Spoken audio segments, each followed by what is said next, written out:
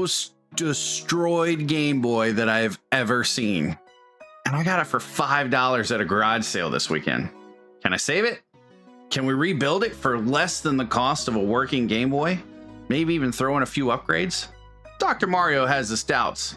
Let's see if we can prove him wrong. A working unmodified Game Boy like this sells for 70 to 90 bucks right now. But instead of buying one, I'm gonna try rebuilding this disaster and maybe even upgrading it. I'm hoping we could come in under that $90 mark. I spotted this at a garage sale and I couldn't resist. It was through a fire. The previous owner kept it in his garage and apparently worked on cars. So when his kids would be out there hanging out while he was working on the cars, he'd let them play the Game Boy. Well, apparently the Game Boy, I don't know. I didn't quite understand if it got stuck under the hood or if he actually had an engine that caught on fire. Either way, it's seen some damage. It is definitely not gone well. Have you guys seen the Game Boy that used to be inside the Nintendo? I think it was one of the Nintendo places up in New York. It was a museum or something. It was in the original Desert Storm. This reminds me of that. Needless to say, I did try it powering on. It didn't power on. I didn't get any audio. And to be perfectly honest, the only reason I picked it up was because one, it was $5, but two, when I looked at the back side, the motherboard or the cartridge reader sits on this side, and it looks like most of the damage was up front. And then looking at the contacts back in here, this one's a little corroded. Like these are real bad, but these can be replaced. This one is the one that's actually on the motherboard. I'm going to call it the motherboard, but the cartridge board. And this one here. So these two. So, if they clean up pretty good, maybe this still works, maybe we can salvage this after all. So I decided to give myself a little challenge. Could I repair and upgrade this Game Boy for less than the cost of a Game Boy in good working condition? Not upgraded, just a working Game Boy. All right, so I got the motherboard out, and here's where it gets interesting. The motherboard actually looks like it's in pretty good shape. I don't see a lot. I had to clean up this negative terminal a bit. None of the plastic is warped or melted. This is the part that was closest to this headphone jack, was closest to the melted part on the case, and it's actually not bad. So I think we're going to be okay, but unfortunately I don't have a screen that I can plug in and test it. So we're just going to go with it. I'm going to source my parts, get them together, and see what we can come up with. Okay, I'm over on the Handheld Legends site where I get a lot of my pieces and parts. And I think I might be onto something here. So iSpeed I Do actually makes a kit that comes with a screen and actually has the board, the replacement control board, which I'm going to assume is a lot cleaner and probably a direct play for this video processing board that's here. So for $60, I was really thinking that I was going to have to source another stock motherboard, or I'm sorry, stock control board, but this looks like it's going to do it for me. So I'm going to pick up one of these, and then we got to source a shell, buttons, and a speaker. Looks like we need a speaker for this.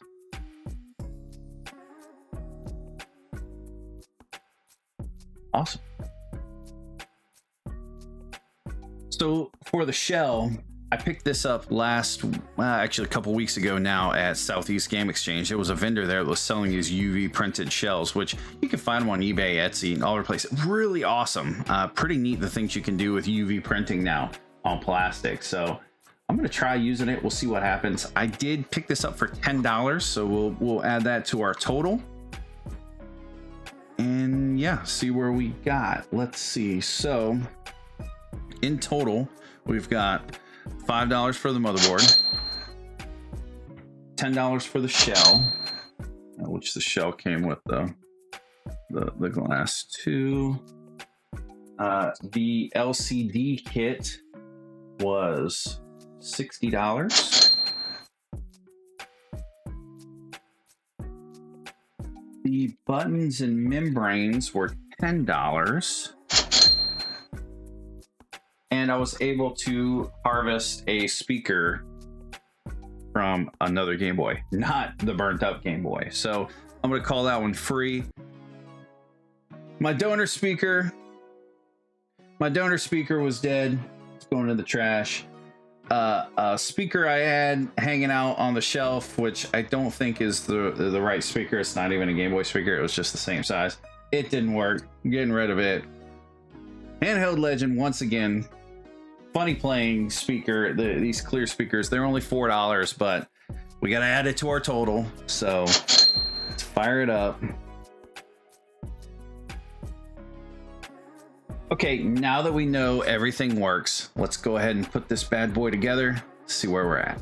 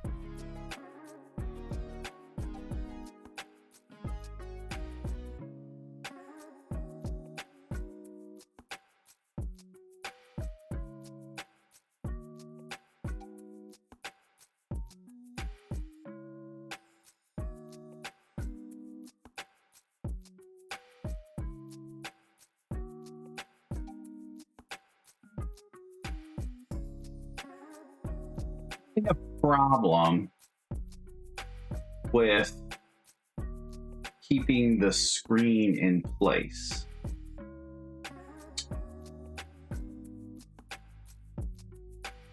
And I think what I'm gonna do is use some more of that double-sided tape and secure it where it should be. It's shifting around too much here.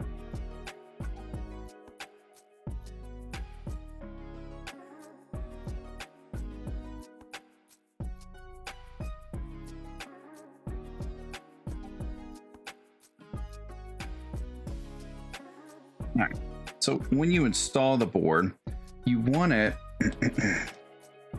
you want to make sure that it's sitting flush with this side, the side that I taped, and down near the bottom too. There's a little ridge on that carrier sitting in there.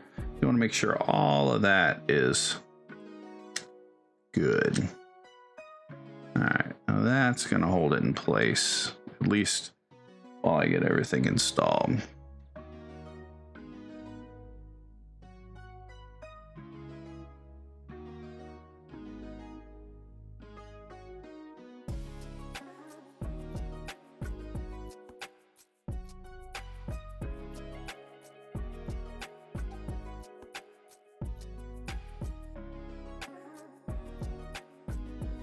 This thing plays like new. It's hard to imagine where it was just 30 minutes ago. This high-speed I/Do screen actually, the contrast wheel presses in and lets us change the color palette. So you can go kind of crazy with it. And then if you hold it in, it'll give you a menu that actually shows you, gives you different display options, pixel effects, all that cool stuff. Yeah, it came out pretty good. I'm pretty happy with it. Would you have taken a chance on this $5 wreck or just left it for dead? Let me know in the comments. And if you love seeing old tech brought back to life, hit that like and subscribe for more epic rescues. Want to take your Game Boy Pocket from looking like this to this? Stick around, I'm going to show you how.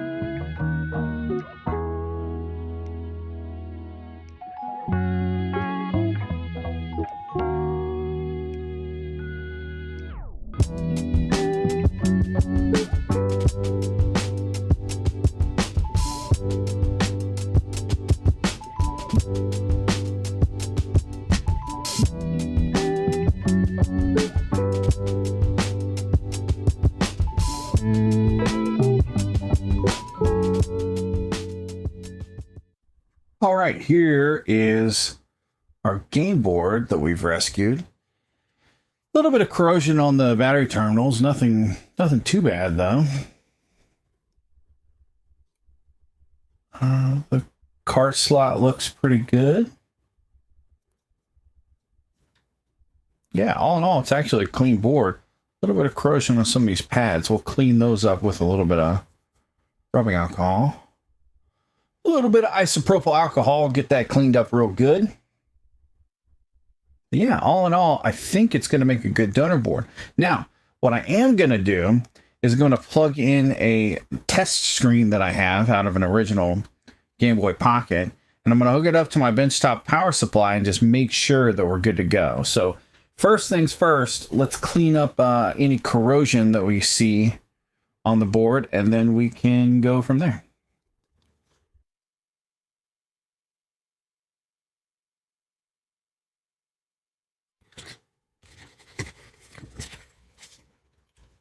Did anybody ever find out if these are actually called camel hair brushes?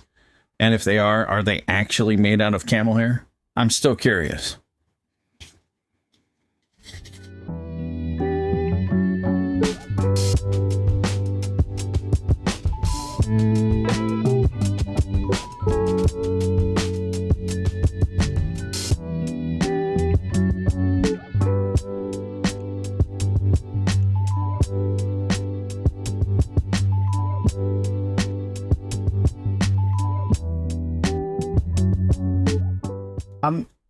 I'm hitting it with this acid brush, but I'm also taking just an X-Acto blade and kind of scraping away at any bit of corrosion that might be stuck on there for some battery leakage.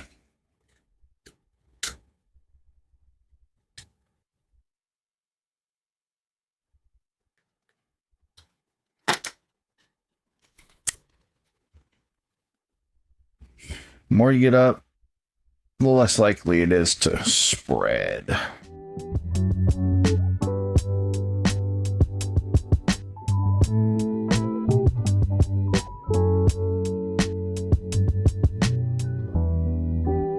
Here is a screen.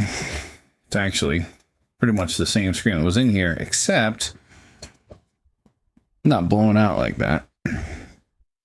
One that I pulled out of a mod just to hold on to for troubleshooting. So what we'll do is plug this in.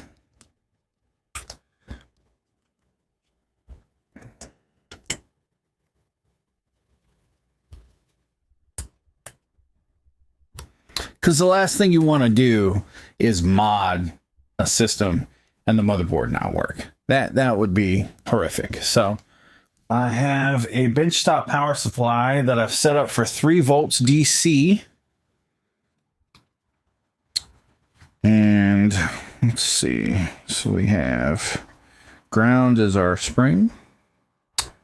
And the positive is the flat piece. Just like that. And then what better game to test with but Tetris.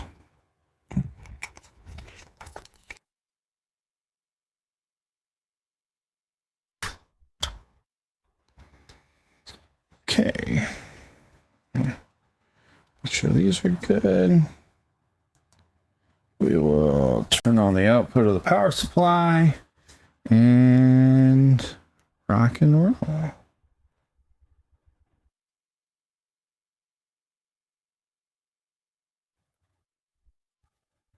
Oh, there we go. There's a little bit. Okay,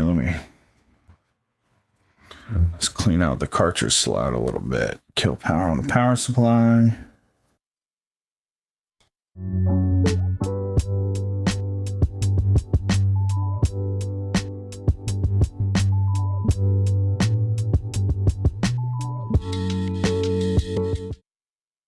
All right, so then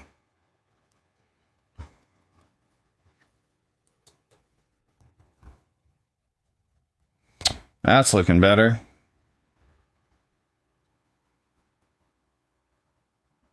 Contrast wheel.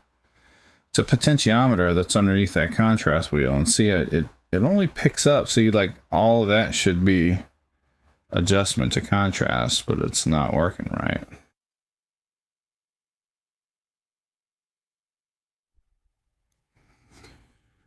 So this board might need a little work.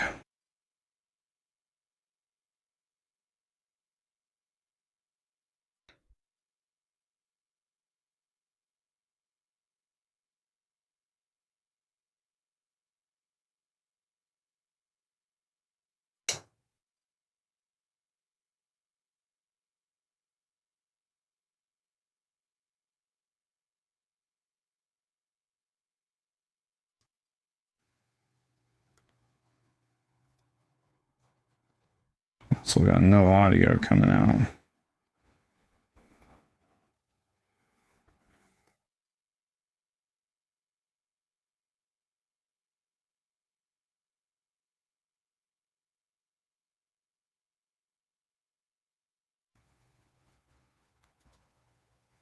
Yeah. No audio. The contrast wheel is not working like I'd like it to. So let's see what we can do about that.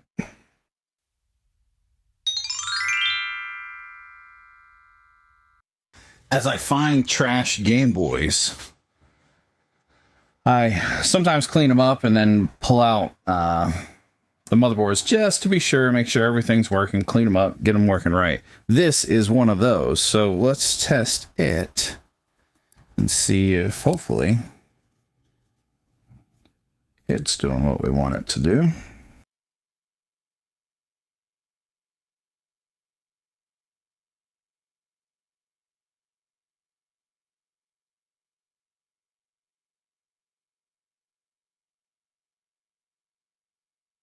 Make sure that this ribbon cable's in there evenly. Again, it's just my test screen, so I don't mind being a little rough with it.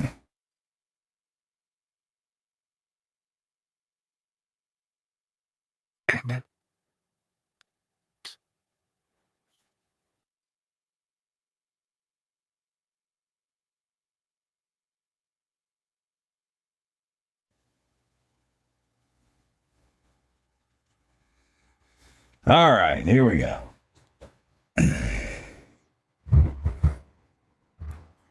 Hey, there's audio. So see, that's kind of the full contrast that we're looking for.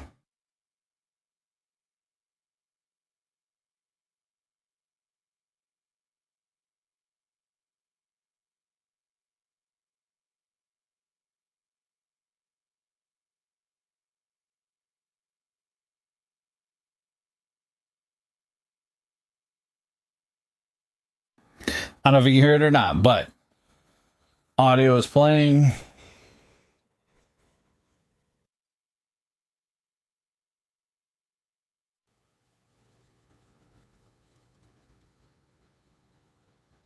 Seems like we got. Yep. All right. Cool. So we have our donor motherboard working now. We know everything's good. We can press on with the mod. So this is what I'm going with. I love these clear cases. Oh, they're so just 80s, 90s retro, and I love it. And I think that the white and blue is going to pop really well. I think that's going to look really good. So I get most of my parts. I like FunnyPlaying parts.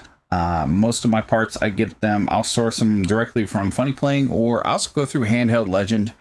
Not sponsored, but those guys they're always quick on shipping. I get my stuff pretty quick from those guys. They're pretty excellent. So, yeah, let's crack into this. First thing we're gonna do is mount our buttons and switches and our screen, and then get it ready to accept the motherboard.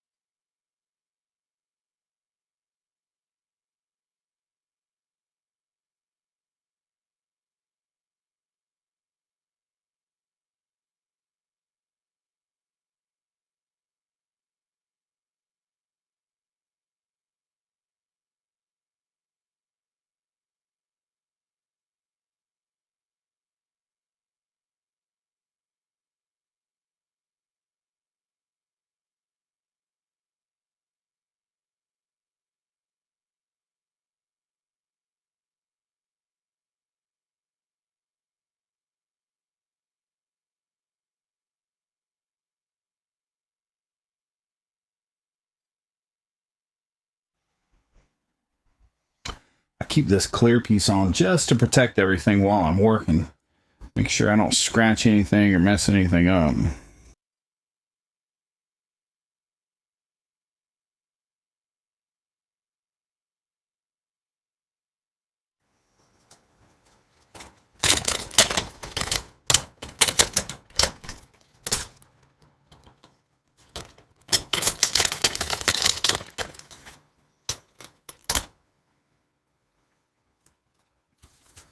So the screen itself comes with adhesive mounting, a extra touch sensor, and your power line that you'll need to solder to power the screen.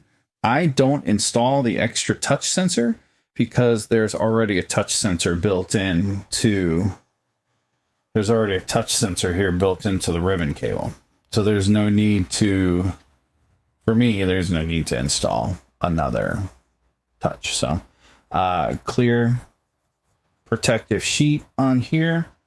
With first we're going to align the adhesive.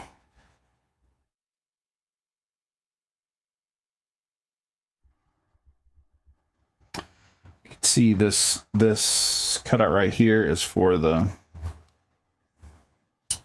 LED hole. It's right here. Make sure you can see it. Yeah, so like right here. So this will sit in just like that. The centerpiece comes out, and then the outer piece is double-sided.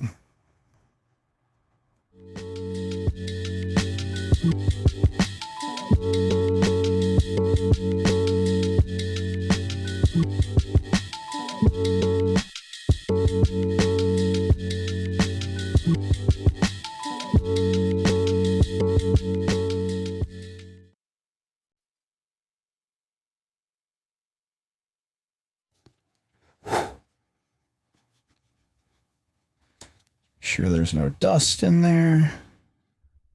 Which will look pretty good.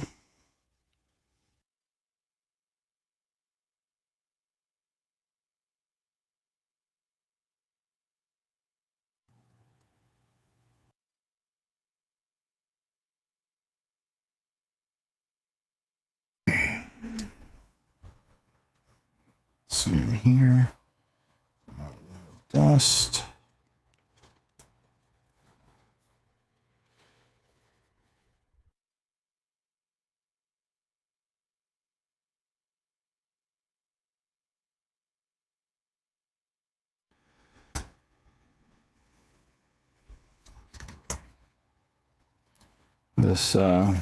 This rubber, this membrane here was slightly in the way. I guess I could have waited to put those switches in to the end.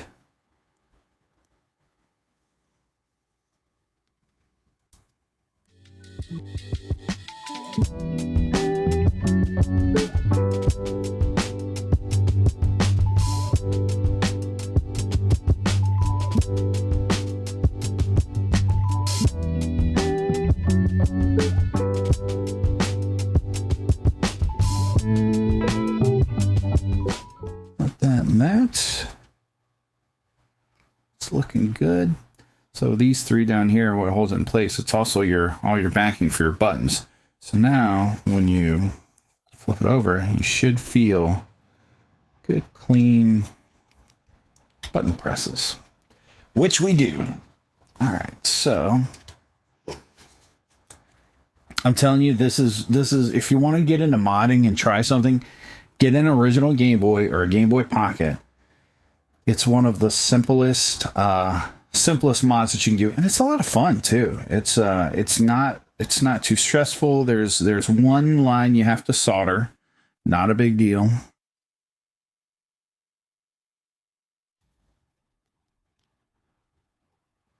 Not a big deal at all.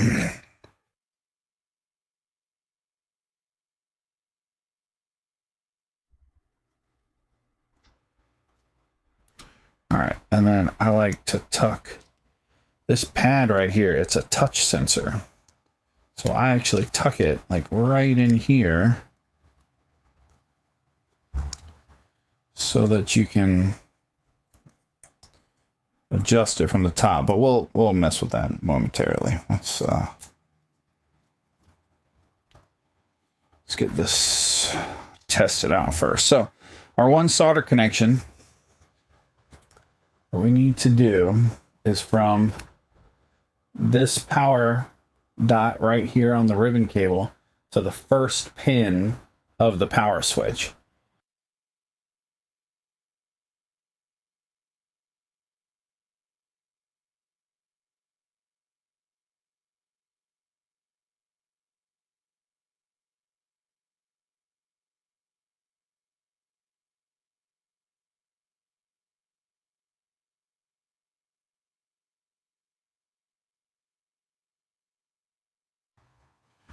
All right. So then, yep, I know it's blurry. I'll put a picture up. And you can see the connection from the ribbon cable down to the first pin on the power switch.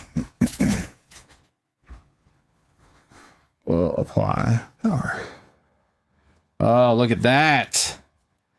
Oh, she's looking and sounding great. Oh, I love it. Man, I absolutely love the look of these screens. I understand Nintendo was in a rush to get them to market, but you cannot beat the look of an LCD or TFT. Oh, I guess let me show you this. So this touchpad that I was talking about, you see it changes, you know, so if you want that greenish Game Boy look, you can get that. It'll kind of cycle through different blues and different shades of background colors. You can get the color that you want. And I think as I'm looking at this, I think what I'm actually going to end up doing is I'm going to roll this backwards. Actually, I'm not sure. I don't know what I'm going to do with it yet. But I'm going to mount it somewhere up here, because what I want you to be able to do is just touch the top of your system and get your color to change. That's my plan. So we'll see how it goes. After some careful consideration, I think I've changed my mind. I think I am going to move. I'm going to put this remote in here. I'm going to solder it to this other point that's on the ribbon cable. I'm going to tuck this behind there, because I don't, and I know exactly why they do this now. I understand it. I don't want to see that through my clear case. It kind of breaks up the awesomeness of that clear case. So if I can move it over here to the side and have it to where you can, because I can't put it here because the game cartridge will cover it when you're playing. So if I mount it here on the side, then I don't have that sort of little blob sticking right here. And, you know, it'll be simple enough to do that, to change your color scheme. So they do not provide a hookup wire. Like for me, I got wire coming out my ears. So what we'll do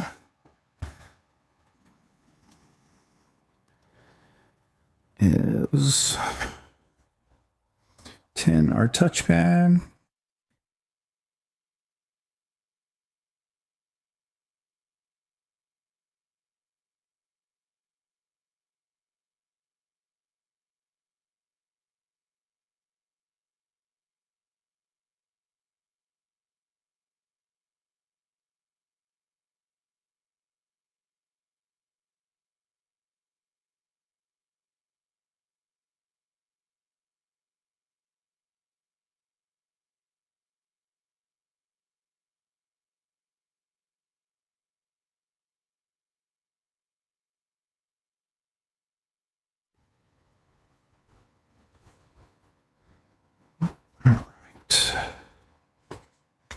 So we got that. Now, lengthwise, I want to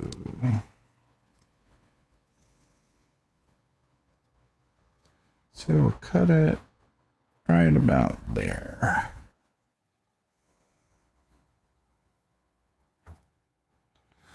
Okay.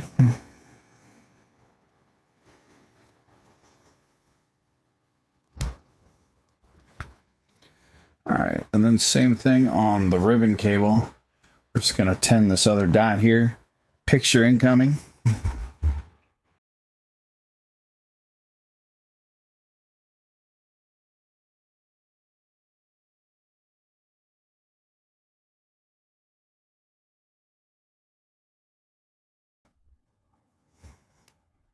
Let's go with one more test.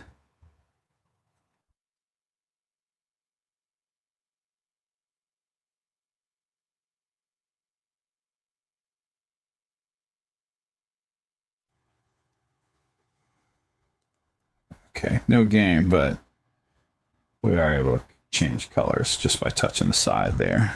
That looks good. All right, cool.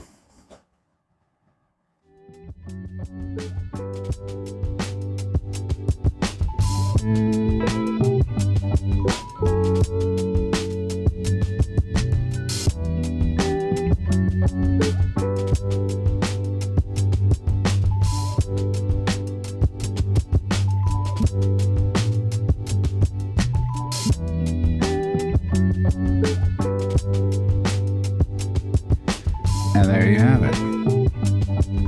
What's up, YouTube? This week we're diving into the Game Boy Color and asking the big question, is it really worth modding one in 2025?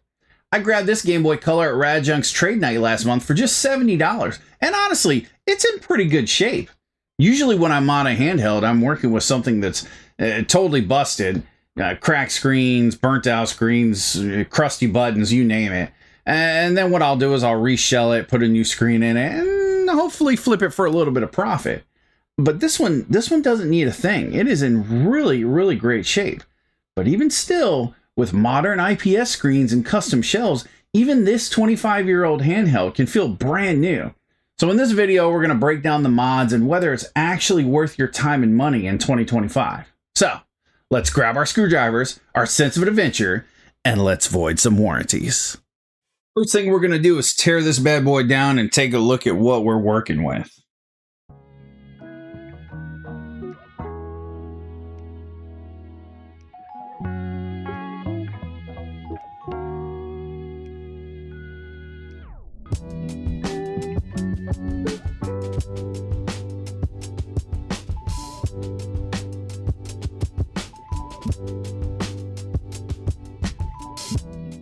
Right here, we've got two different options for our Game Boy Color. So FunnyPlaying Q5, this Q5 IPS screen is really nice. It's the one I prefer because it already has the bezel overlaid on it, and you can actually change the color of the logo down here once you get it installed. But the downside to this kit is it will not fit inside the original housing without modifications. This screen, on the other hand, is a high-speed DOE kit, and it will actually fit inside the housing, and it comes with alignment brackets. See if I can get it sort of set up in here. It comes with alignment brackets that sort of fill the void because it is a little bit smaller than the original screen, and then you just maintain using the same bezel. For today's project, I'm going all out, and I'm using the FunnyPlaying IPS screen, but I will, if it's something that you're interested in, you'd like to see an original shell be used with just an upgraded screen, sort of a minimalistic upgrade, let me know, and I can go through and we can run through setting one of these up in the future. So pretty straightforward. But for today's video, we're going to use this FunnyPlaying Q5 set and see where we end up. Okay, this is the shell we're going to use, and kind of like I was talking about, you can see the difference between the two shells. So this is all cleared out down here on the bottom on the aftermarket shell, whereas this one would have to be trimmed. So we're going to save this case because I think one of those other screens will look really good in it. So we're going to hold on to this one for a future mod for sure. But here, this is there's some prep work you have to do to get this ready for the screen. And some of the things we need to do is we need to run leads from these two lines here, select and start. And then we also need to run a lead from the power switch that's going to power our board. So what I'm going to do is I'm going to 10 these 3 points. It also comes with stickers that isolate. This is a metal backplate, so we don't want this to short out on the board. So we're going to actually cover it with this. And then there's this small strip here, right here, that's actually going to go right on this strip underneath the color, because in clear shells like the one we're going to use, we kind of have to,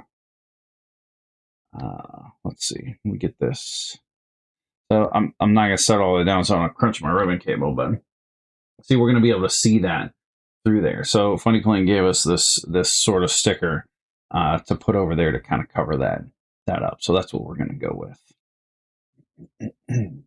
So I'm going to go ahead and tin on my leads, and then we'll take a look at the board, and I'll go ahead and do my prep, put all my stickers on, and we'll take a look at the board as to where we need to attach those connections and move forward.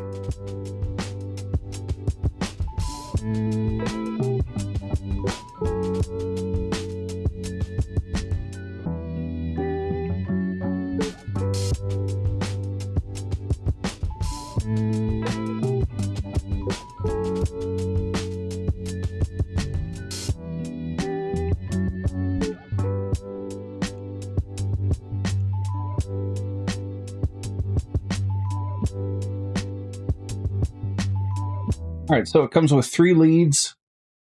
There's 2 longer leads that are for your start and select buttons. And then there's 1 shorter lead that's for the power input. So now that we have that, I think we can go ahead and put the screen in its shell. And getting the screen in the shell it's a little tricky because it has that you actually insert it from the outside. So you want to take this part and sort of lip it down under, but then on your ribbon cable you want to feed that all under this protection piece on the back here for the cartridge slot. So kind of have to work that under, and then once you have those under, tilt it up and get the screen set underneath, just like so. And that is going to be what we look like. But the kit does come with, oh, sorry, there is an adhesive strip that I didn't take off. So let me do that. All right, once again, I was just practicing the first time. We'll go down in here.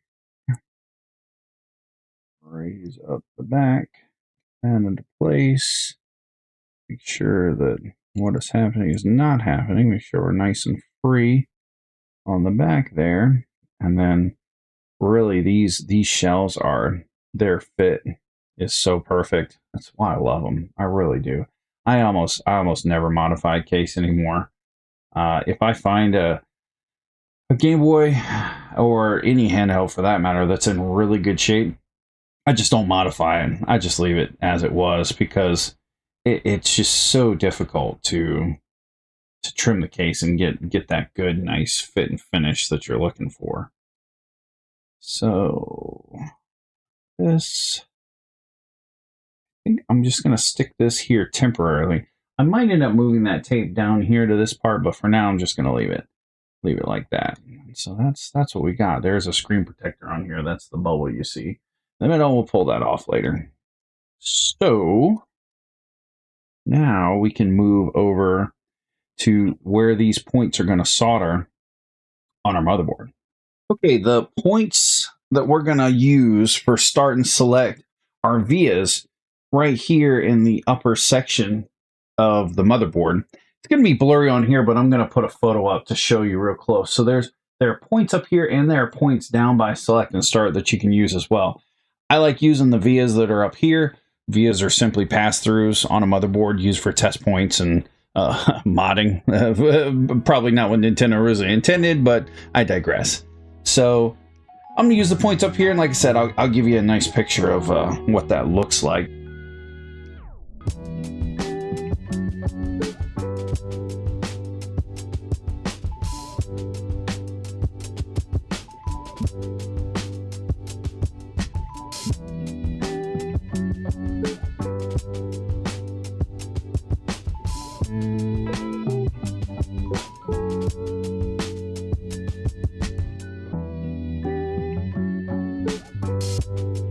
Okay, with start and select set up, now we can put together our shell.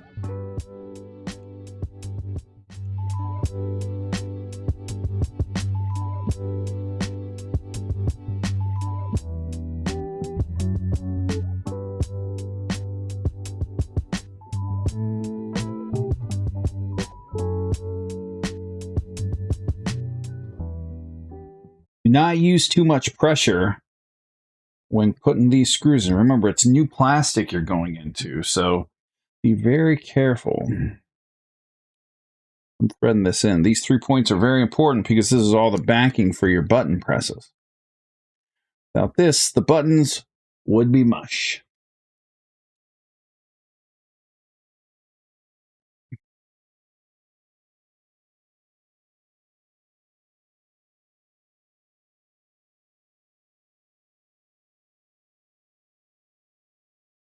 Power line is going to go to this C point right down on the switch. Just going to add some solder there.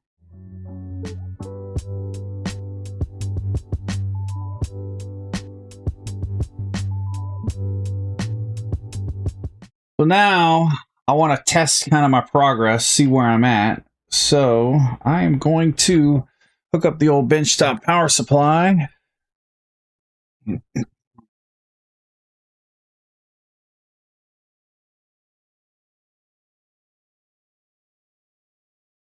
These consoles run off AA batteries, and AA batteries are 1.5 volts. So we're going to set our power supply for 3 volts.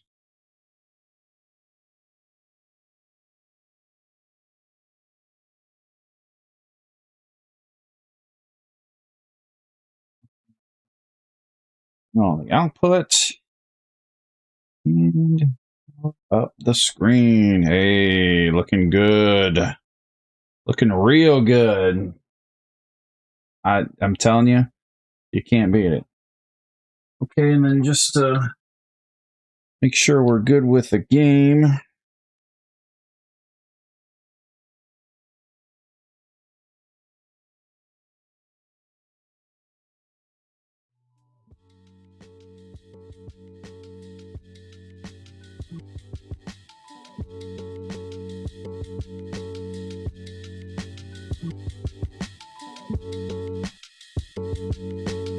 A much larger screen too with this FunnyPlaying Mod, so it's kind of cool.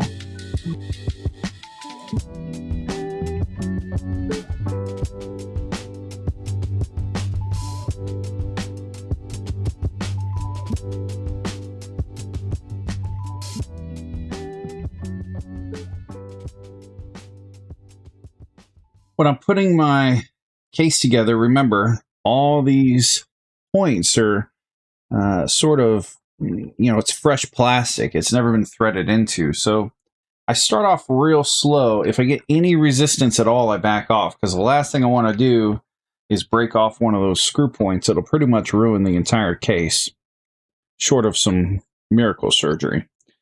So I get them all started, make sure everything's aligned right.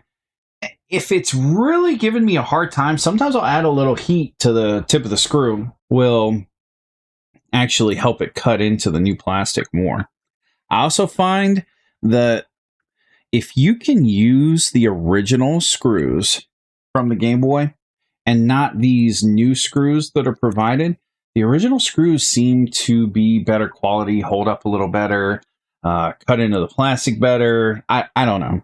I always try to stick with using the original screws if I can, and then I hold on to those other ones as a backup for another project one day.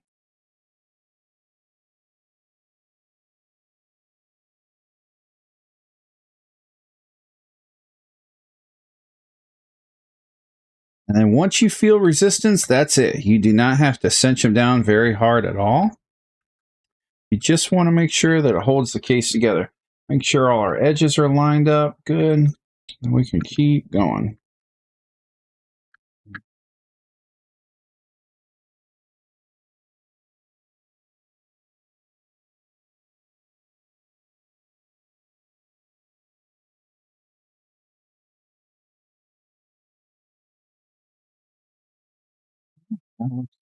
Pretty good. Men in Black is literally the only Game Boy Color game I have. I gotta head up Rad Junk, see if I can get something else. All right. There we go. Ooh, he's looking good. Looking good. Okay, now you can see down here, it was white earlier. It's changed to blue. So we've got our touch sensor on the top, and that changes our brightness. And changing the brightness now is kind of nice because in darker environments, you don't want it super bright. And another thing you find out is that it can eat up your battery time too. So do it right there. Now, if you hold down the touch sensor, it'll bring up this display. And the first setting on the display, on the on-screen display, is bright. And then with your select buttons, you can go up and start. I'm sorry, select goes down, start goes up. And then to switch to the next section, you just hold the touchpad. Now we're on display type. So you can add scan lines however you like, or if you don't like scan lines, you can go that way too.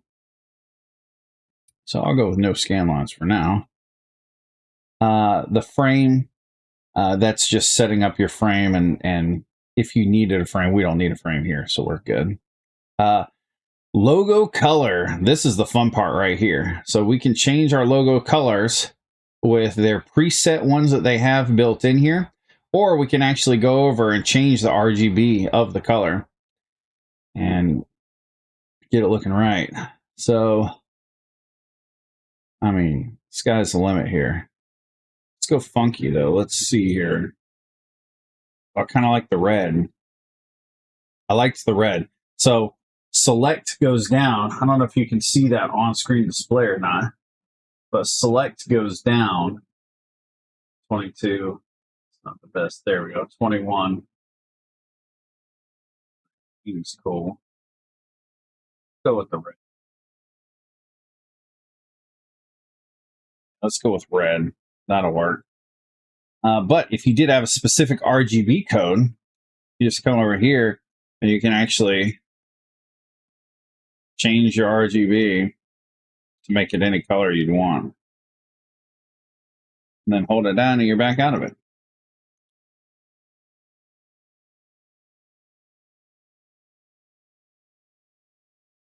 This screen upgrade completely transforms the Game Boy Color. It's brighter, sharper, and just feels like a whole new handheld. The screen runs about $50, and the replacement shell is another $10 from the FunnyPlaying website.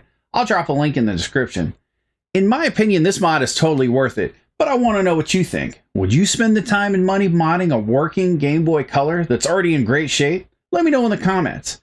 Thanks for watching, and if you love retro gaming, hit that like button and subscribe. You won't want to miss our next crazy mod. Today we're taking on a Game Boy Advance rescue mission. I've got two candidates here. This one kind of looks like it's been through a war. The last trade night I was at, it was sitting on a table and I thought, why not? Let's see if we can rescue it. The other one, on the other hand, cosmetically it's a little worn out, but it actually works. It'll power up on batteries and it does play games. So if we can't get this one working, this is the backup plan. Always have a plan B. So for the mods, we're going to put in a laminated IPS screen, new shell obviously, a set of tactile buttons, and a set of clicky triggers. So basically the hope is that we turn this into the ultimate Game Boy Advance.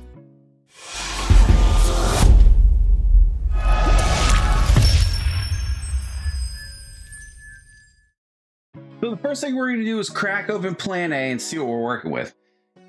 It's in pretty rough shape, but sometimes these junk units still have some life left in them. If the motherboard is good, I think we're in business because we're pretty much switching out everything else.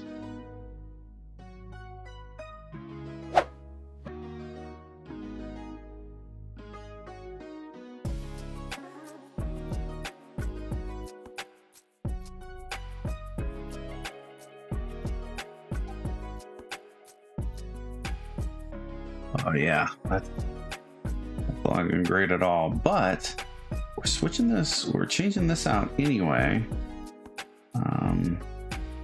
So I don't know, we'll see. We'll see. I tell you what, looking at this right now, what do you think? Now, you can't cheat. You can't cheat and fast forward in the video and find out the truth or not. Let me know right now in the comments if you think we can save this board or not. If you're right, you'll get a cookie.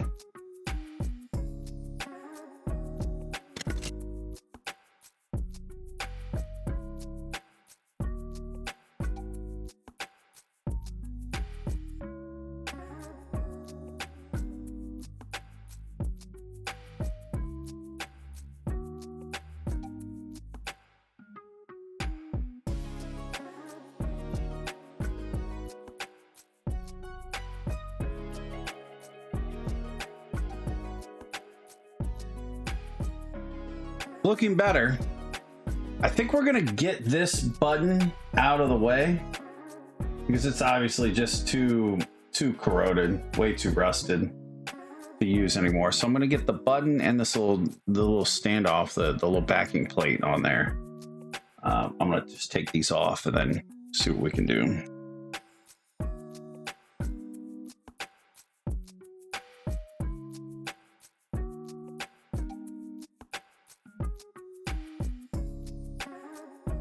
Yeah, that's pretty gross.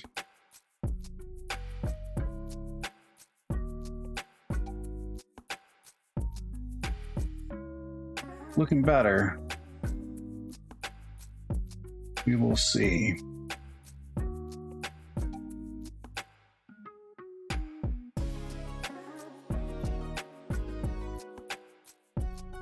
All right, so the switch seems to be functioning properly.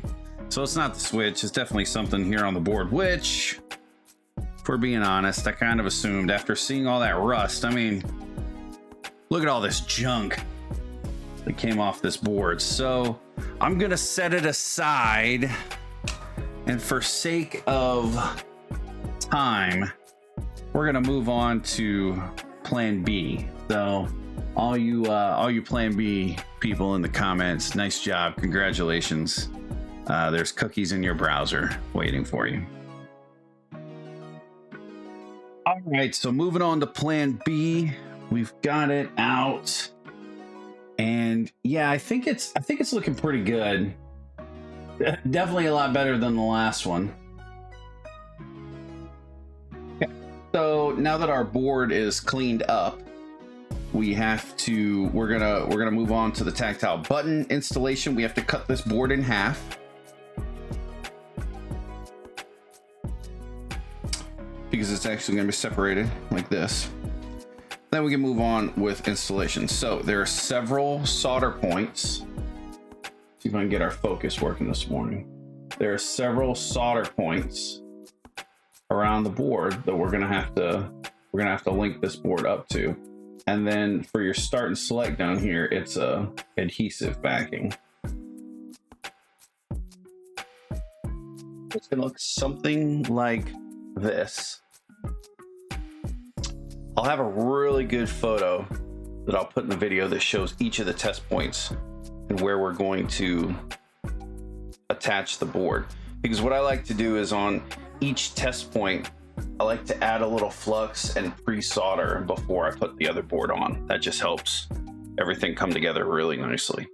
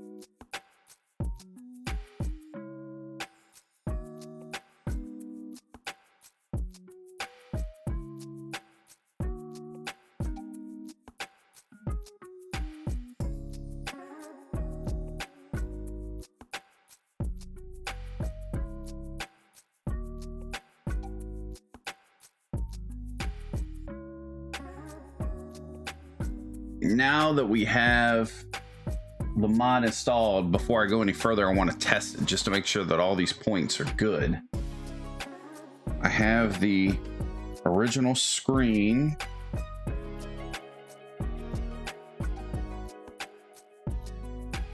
Hook up my power supply and install the game.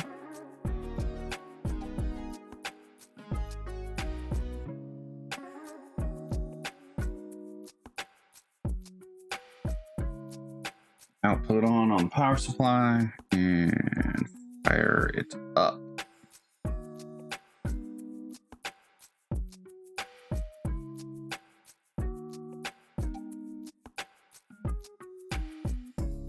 Good sign so far. Okay. All right, let's see here. Left, right, up, nice. Down. Pause works. Yeah, looking pretty good. All right, the next part of this mod is going to be replacing the shoulder buttons with clickier versions. These kind of just mash down. They're not great. However, the kit that I ordered from Handheld Legend, there's a slight variance here. I'm gonna see if I can show this to you guys.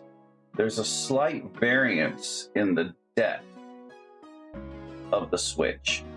So what this will mean is that when you go to press your shoulder button, it'll sort of preload. You know, you'll have a little bit of variance there where you won't actually make contact with the button, and then you'll make contact with the button. I don't think I would like that. What I think I would like is something that's right at the same level or maybe even slightly longer. I have these micro switches, and I'm not sure where I got these. I think it was just an AliExpress purchase or something. I've got a bag of like 100 of them from another project. And you can tell here, these are too long, obviously. What I'm hoping to do is sort of trim these down in a way that we can sort of get the best of both worlds. So that's what I came up with. A little bit of effort. I basically used a very fine-tooth saw that you'll find in hobby stores for trimming plastic models and things like that. So I used that, and then I used a little bit of the X-Acto blade, and then I finish it off with some sandpaper. Was it worth all the effort? I guess we'll find out when we get everything installed. The original button only used 2 of the legs, so I'm gonna trim the other 2 legs off and bend them out straight like this one is, so they'll slide right in.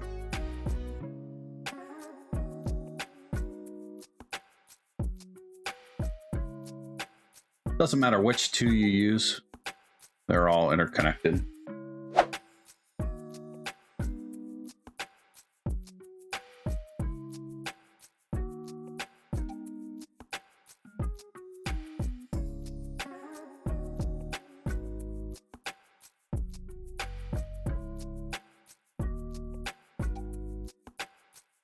And it's the same process, even if you use the ones from Handheld Legend, which I'll put in a link.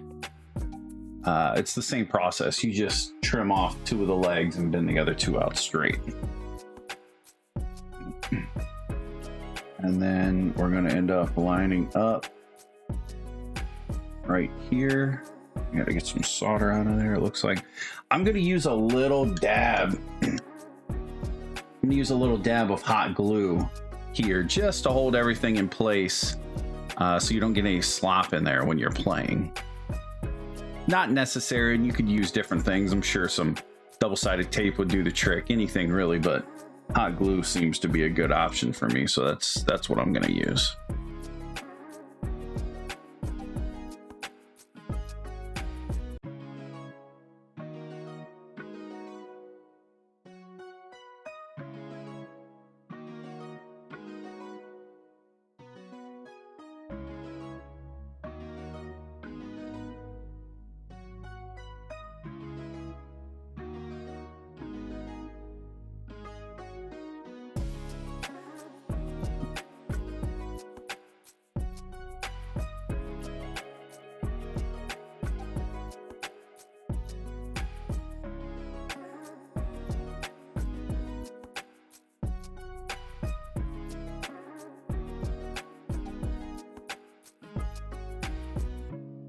We're now in the home stretch.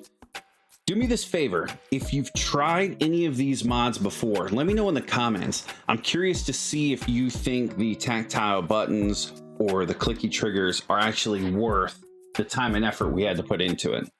Moving on to the screen mod, which I know is worth it to absolutely everybody, we have to do a couple of things. We're going to need to solder to some of the points on the board, and actually it's some of the points we've already used for our tactile buttons. We're gonna have to do that for the on-screen display for the screen. And then you'll notice that the kit comes with 2 different size ribbon cables. This number right here, we'll get it to focus. This number is 04. It's actually visible through the battery compartment on the Game Boy Advance. So you can actually tell before even taking your Game Boy Advance apart which type of screen you have. If this number, 04, if it starts with a 0, like in this case, you have a 40-pin console. If it starts with a 1, you would have a 32-pin console, a 32-pin screen or a 40-pin screen. Another way that you can tell is when you do have it all torn apart, right here on the motherboard, that 40 indicates it's a 40-pin. If you had a 32 there, it would be the 32 pin. So 32 pin, 32 pin, 40 pin. So we're going to use this 40 pin because it'll work with our console that we have set up here.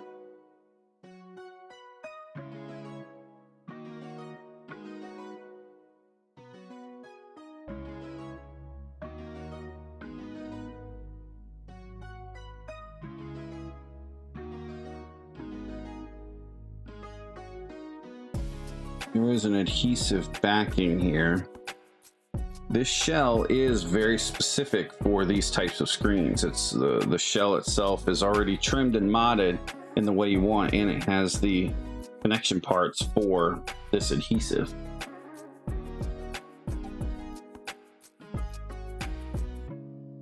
It goes in from the front.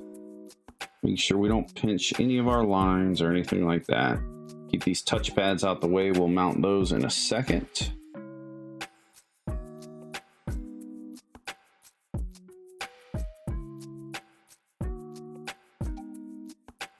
There it is.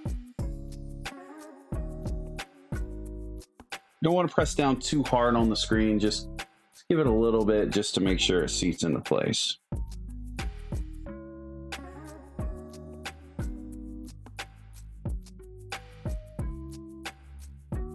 R goes to TP8 right here.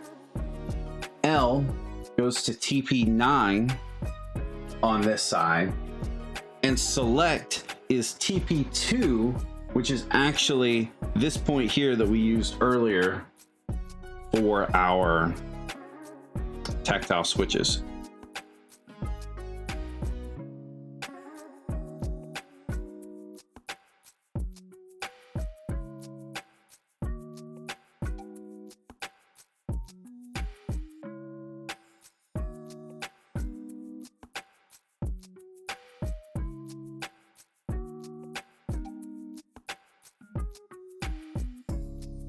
All right, so I relocated my touchpad that was up top down here.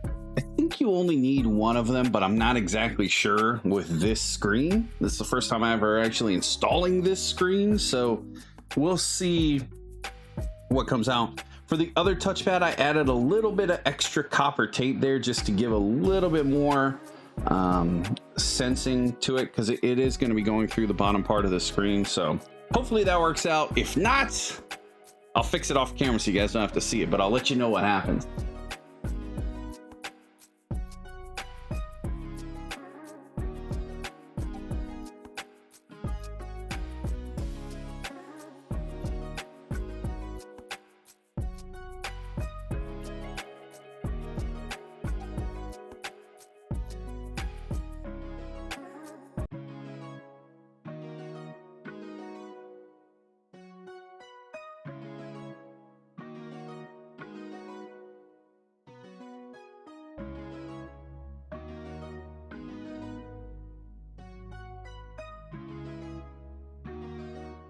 Okay, that feels pretty good.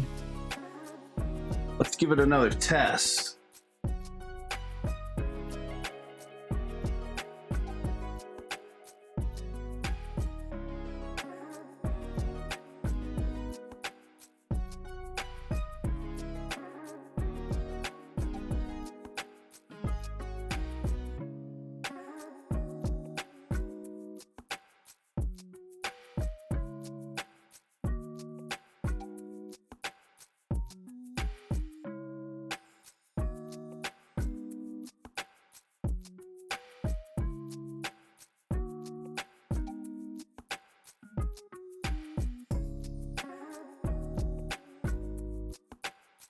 All right, there it is together. All the buttons seem to be moving freely.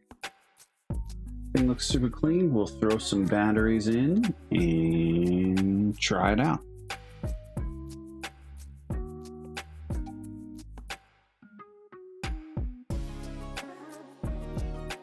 Good sign.